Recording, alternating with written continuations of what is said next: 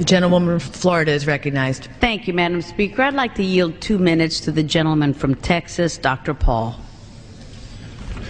The gentleman is recognized for 2 minutes. Gentlelady for yielding, and I ask unanimous consent to revise and extend my remarks. Without objection.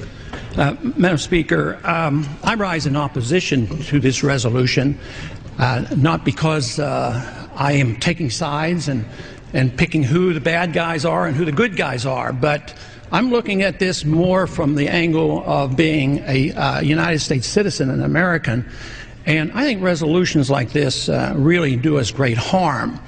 In many ways, what's happening in the Middle East, and in particular with Gaza right now, we have some moral responsibility for both sides in a way, because we provide help and funding for both Arab nations and Israel. And so we definitely have a moral responsibility, and especially now today, the weapons being used to kill so many Palestinians are American weapons, and American funds essentially are being used for this.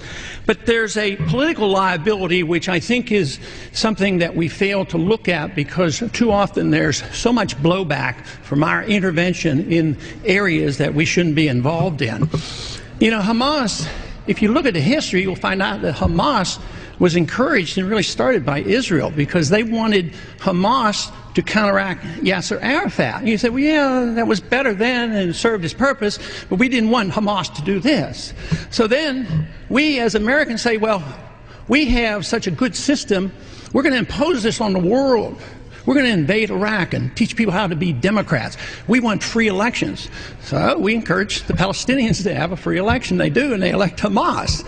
So we first indirectly and directly through Israel help establish Hamas. Then we have election. Then Hamas becomes dominant, so we have to kill them.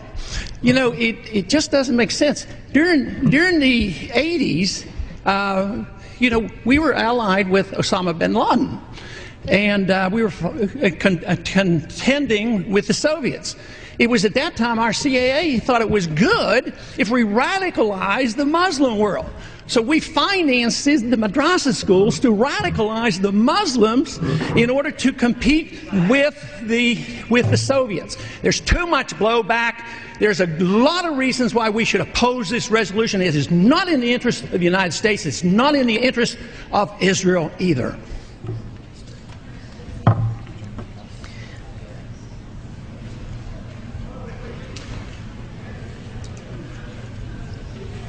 If this were a dictatorship, it'd be a heck of a lot easier. Just so long as I'm the dictator.